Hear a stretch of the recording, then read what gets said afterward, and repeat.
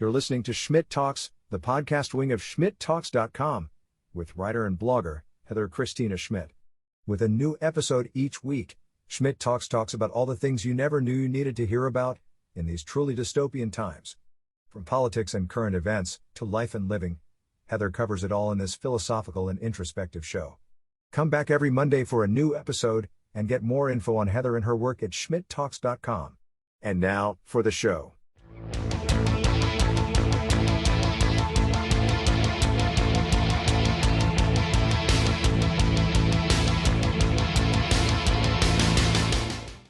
Welcome to Schmidt Talks, the podcast wing of my long-running blog at schmidttalks.com.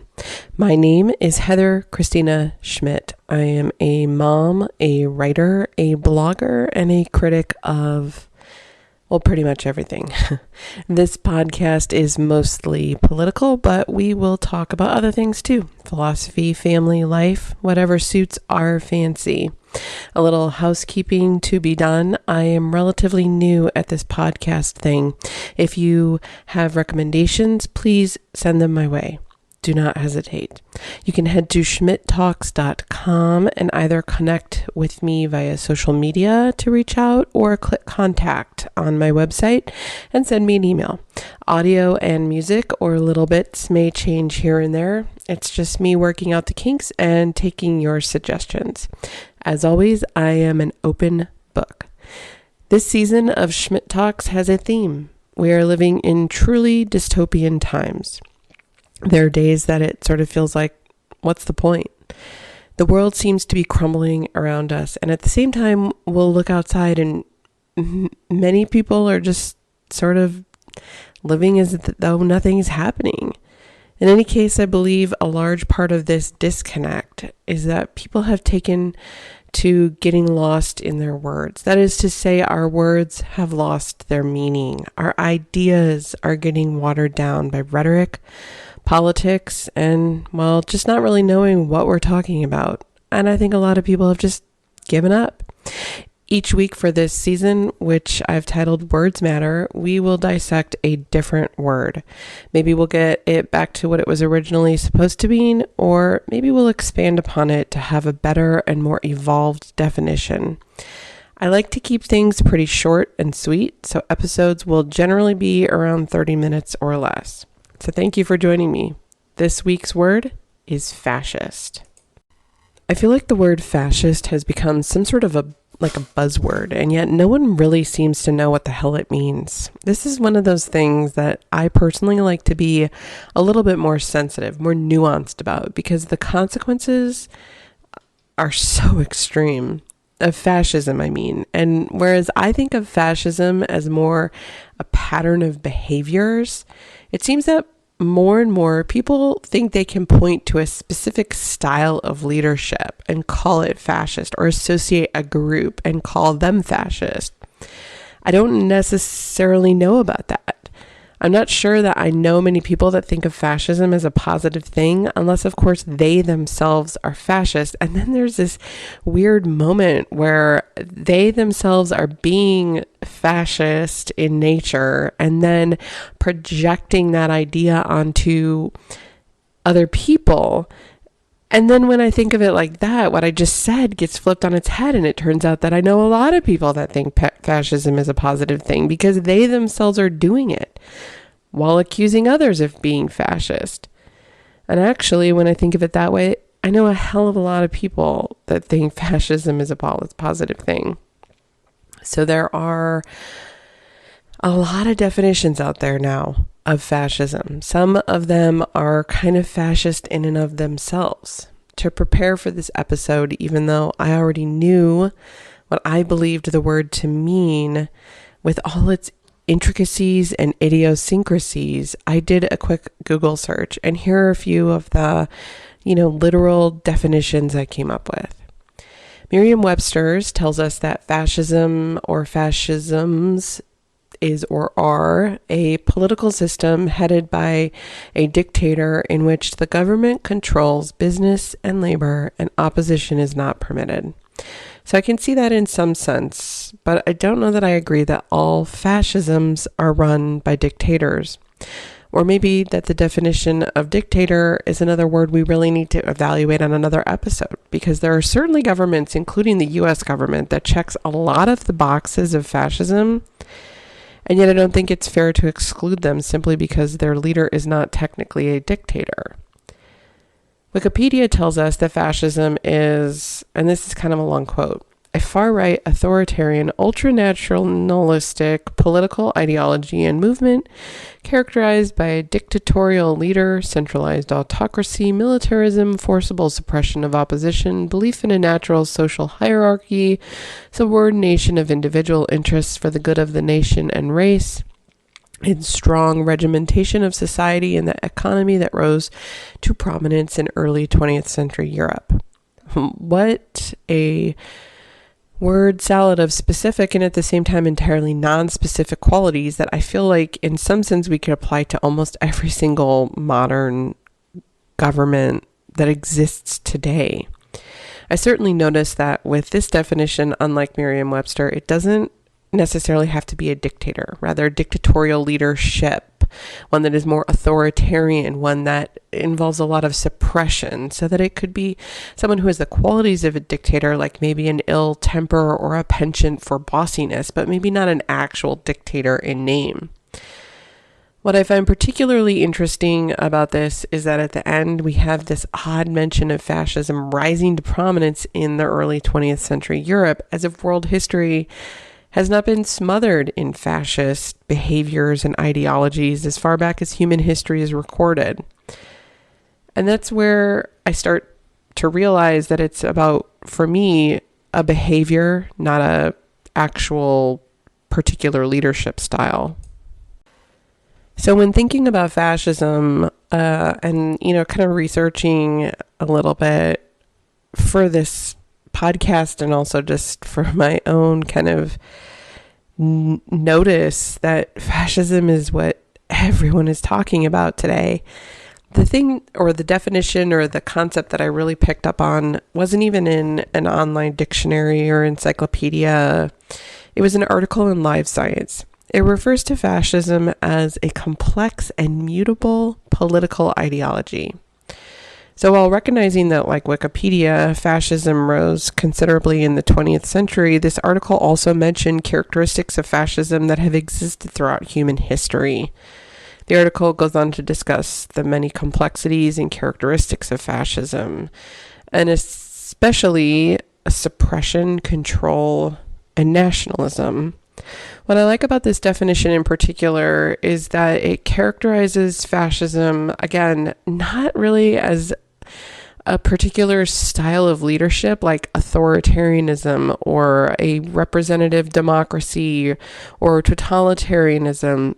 They characterize it more as an idea that can go into any of those styles of government. Not a thing or a type, but a belief system, which has the capacity to transcend into a government or political entity. This is to say that you could have, again, a government run as a democracy or a republic, but its people are all fascists. This, I believe, is how we can and should start considering the United States. We are a nation through and through, as Democrats, Republicans, liberals, leftists, centrists, conservatives, right-wingers, no party preferences. We are a nation of fascists. So if you're still with me, let me explain when I call us a nation of fascists. As I said, I prefer a definition of fascism that is more nuanced, more complex, that is more of an idea or a behavior instead of a particular style of leadership, one that is dependent on a variety of factors, but that may not apply in all circumstances. One thing we know about fascism is that it tends to be hyper-nationalistic, and this is something we know to be the case across the vast majority of the United States. The American flags, the 4th of July celebrations, the tears when military jets fly over, the sound of freedom, this is all a part of our overtly nationalistic love for our country. Now look, I'm not saying that you or I or anyone shouldn't love America. Go ahead, love her. love her all you want.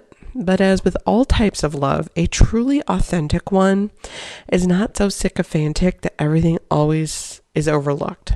Like when you're in a healthy relationship, you are able to have conversations about problems. You are able to set boundaries and you grow together.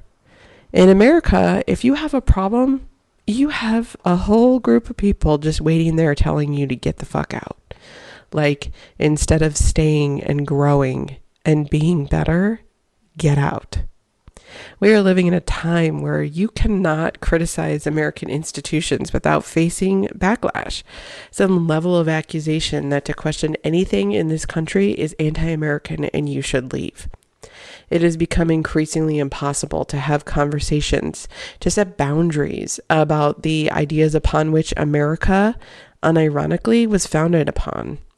The military is off doing God knows what with your tax dollars. You think spending should be more targeted to working families. You don't believe in war, whatever. Well, that's anti-American. How dare you criticize the military? You don't like the cops killing innocent black and brown folks and are calling for something like a departmental review or actionable work to address racism. Leave. They tell you to leave. They call you a commie and tell you to leave. I mean, this is some of the craziest stuff. We are so deep in this toxic relationship with this country that could not give a single shit if any of us lives or dies. And we worship it as if it were a religion. America, land of freedom from religion, but one in which you must behave as if you are in a cult. Be 100% allegiant at all times, or go. Criticize not. Fly your flag appropriately at all times, and so help me God, don't you dare question the military. More than 50% of the annual federal budget goes to the military every year, and they are out flying jetpacks over the Pacific Ocean. Do not question it.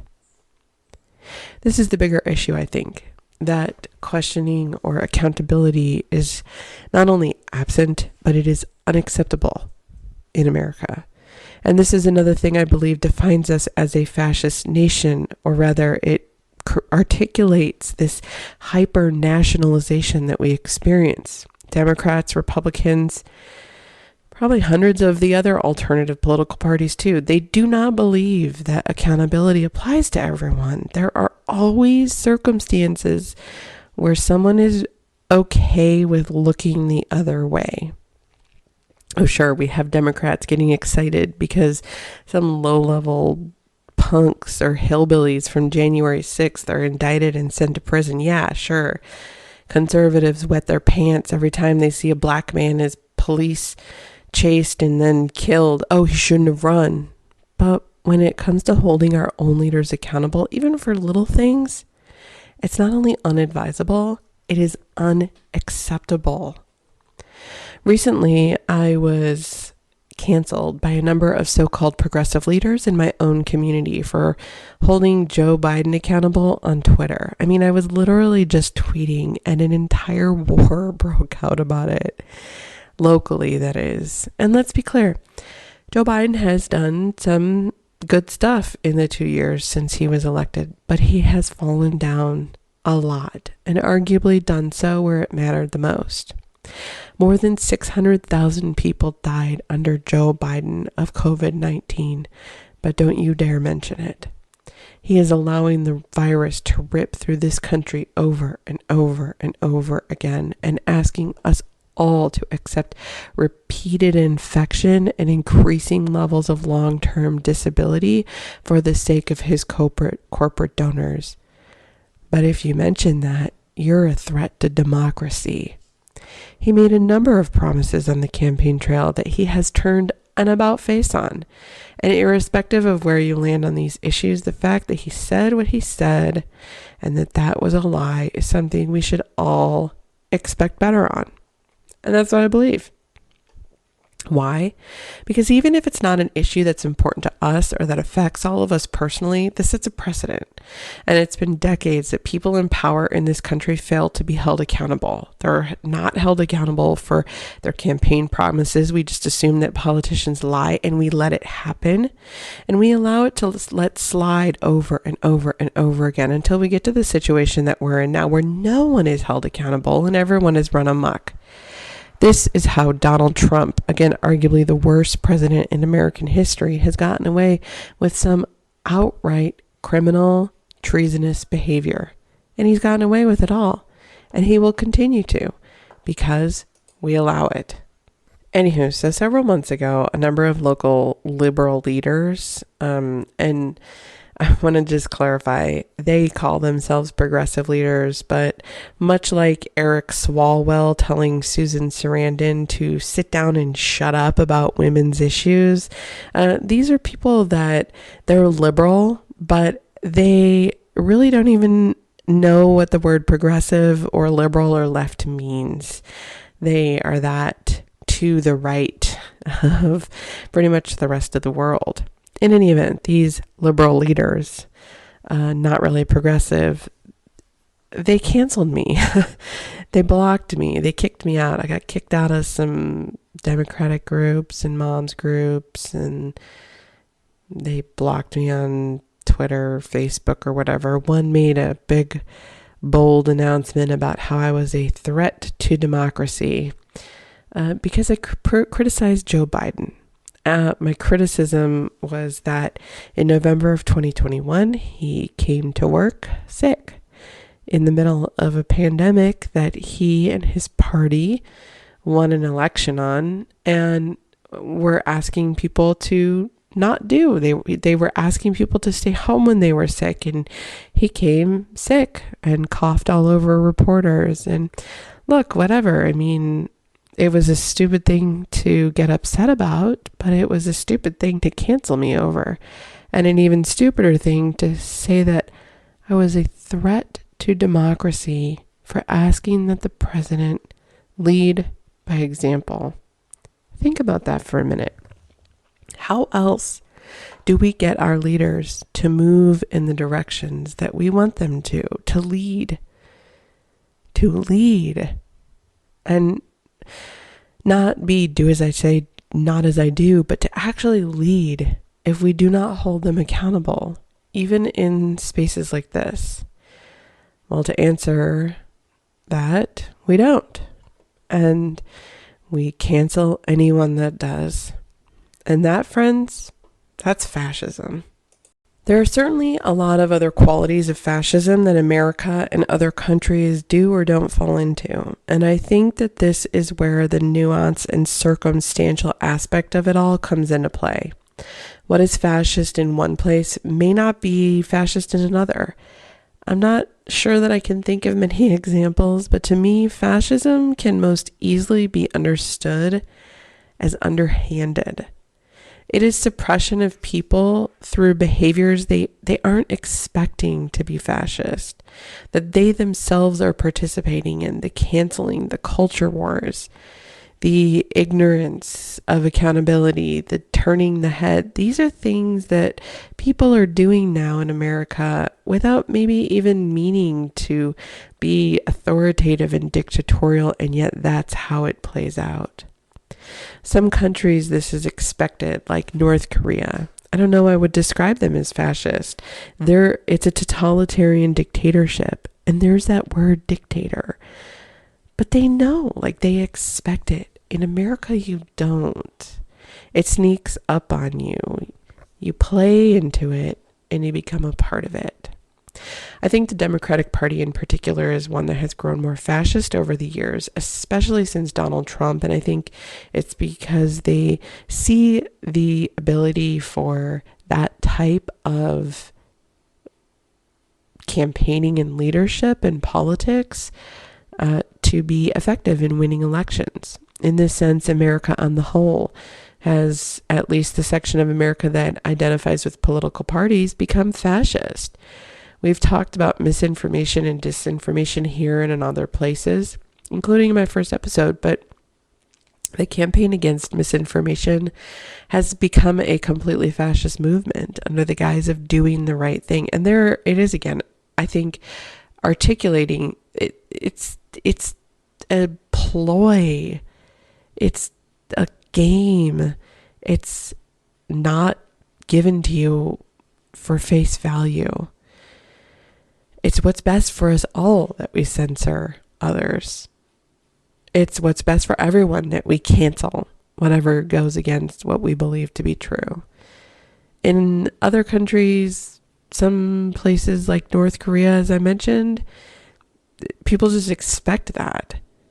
And we're seeing now with third parties and with inter-party rifts. The Republicans have, their regular old conservatives, and then they have their MAGA movement, and they're canceling each other. They're fighting to censor each other.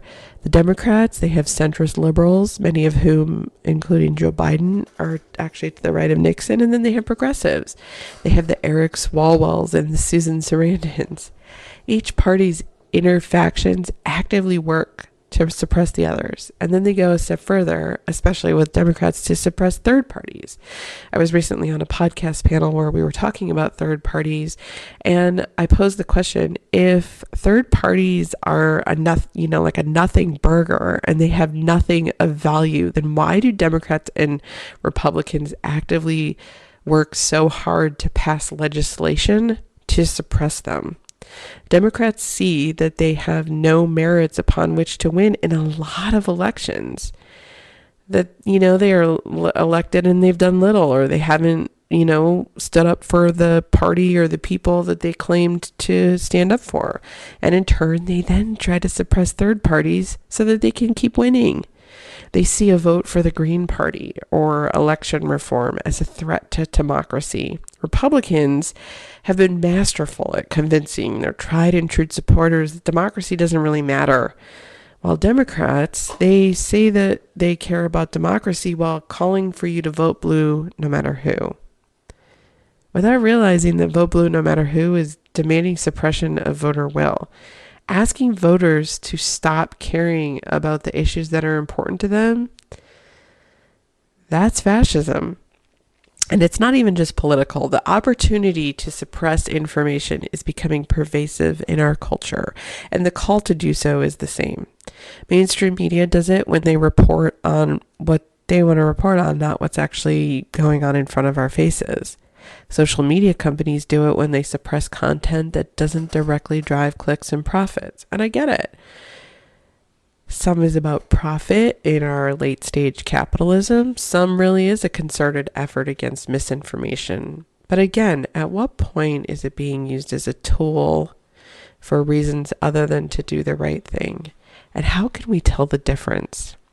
Honestly, I don't see the move to censor, to suppress what we don't agree with or what we don't like or what we don't believe is true or what we don't find to be factual. I don't see it as anything other than dictatorial, dangerous, and fascist. Because again, we do it as a part of a campaign to do better when really we're doing worse. So where do we go from here? Well, for starters, we recognize that what in our own behaviors is fascist, in our context is walking down the path toward fascism, and we try to stop it. We stop demanding that people suppress their will, suppress their way, suppress their feelings, suppress their criticisms. We move from a toxic relationship with our country into one where we can talk about the bad with the good and expect better from our institutions. We accept that Democrats are just as predisposed to fascist tendencies as the GOP is, and we move to win elections on merits, values, and work, rather than suppression, cancellation, and pointing the finger. We catch ourselves when we give people a pass because they're our guy. We hold people accountable. We listen. And for God's sakes, we recognize that censoring, canceling, reporting, and suppressing is perhaps the biggest threat to democracy. Democracy being the very principle upon which we believe we are fighting in this election to uphold this year and in the years beyond. You may not like people's tactics, you may not like people's positions, but the right to freely express them however they see fit is the foundation upon which this country was founded. It is fascist to tell them to not. You've been listening to Schmidt Talks, the podcast wing of schmidttalks.com, with writer and blogger Christena Schmidt. With a new episode each week, Schmidt talks about all the things you never knew you needed to hear about in these truly dystopian times. Thank you for listening, and make sure to come back every Monday for a new episode. You can get more info on Heather, her social media channels, and all of her work at schmidttalks.com. Stay safe.